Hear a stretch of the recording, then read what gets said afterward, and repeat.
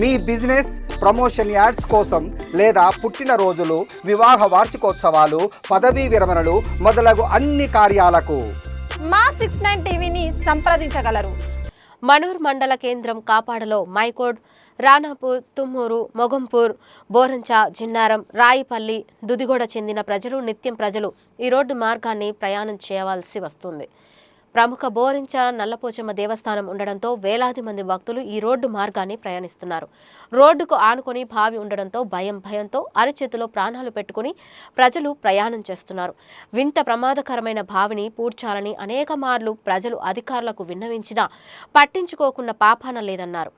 అధికారుల నిర్లక్ష్యంతోనే దత్తు ప్రమాదవశాత్తు బావిలో పడి మృతి చెందాడని, బావి పూడ్చి ఉంటే ఈ ప్రమాదం జరిగి ఉండేది కాదని పలువురు గ్రామ ప్రజలు భావిస్తున్నారు. దత్తు కుటుంబాన్ని ప్రభుత్వం వెంటనే ఆదుకోవాలని, కుటుంబంలో ఒక్కరికి ఉద్యోగం ఇవ్వాలని డిమాండ్ చేస్తున్నారు.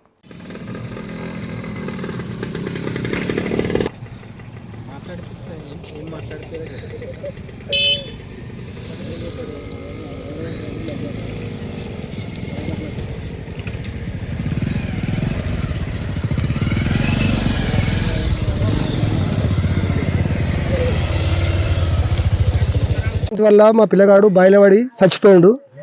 రోడ్డు చిన్నగా గుట్ల మళ్ళీ ఇంకోటి ఏది గుద్దిందో తెలియక వచ్చింది మాకు. ఇది మనిషి గుద్దిండా ఏది గుద్దిందో తెలుస్తలేదు. బయలుపడ్డాడు పిల్లగాడు. ఇక ఇప్పటికీ ఆ పిల్లగాడికి గంటెడు భూమి లేదు. 2 కుమారులు, ఒక భార్య. రోడ్డు అనాథలు అయిపోయారు వాళ్ళు.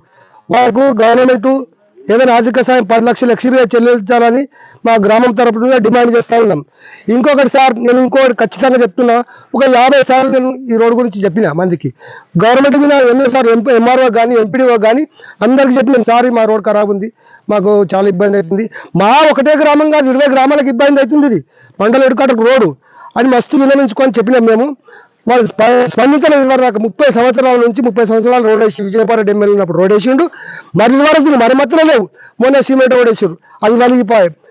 చిన్న కాలు గర్భిణీ స్త్రీలు ఇట్లా ఆటో తీసుకొని పోతుంటే ఇట్లా దెంపులు చేసిన తర్వాత ఈయన కానిపోతే మనకు బాధ. మాకు అంత బాధ లోపల మాకు పిల్లగాడు చచ్చిపోయాడు. మా గవర్నమెంట్కు మేము డిమాండ్ చేస్తూ ఉన్నాం, 20 లక్షలు ఎక్స్గ్రేషియా ఇవ్వాలి. వాళ్ళ పిల్లలకు 2 కొడుకులు, 2 పిల్లలు ఉన్నారు, భార్యకు గవర్నమెంట్ ఆదుకోవాలని కోరుతున్నాం. చనిపోయాడు. ప్రభుత్వం నుంచి ఏమైనా ఆర్థిక సాయం కావాలని కోరుతున్నాం.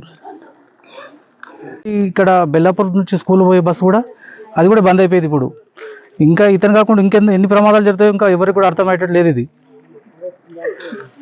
ఇచ్చిన దత్తు ఇవాళ పొద్దున ఇక్కడ రోడ్ యాక్సిడెంట్స్లో ఇక్కడ బయలుపడి చనిపోయిండు. ఆ చనిపోయిన కుటుంబానికి 15 లక్షల ఎక్స్గ్రేషియా చెల్లించాలి ప్రభుత్వం. వెంటనే వాళ్ళ కుటుంబాన్ని ఆదుకోవాలి ప్రభుత్వం.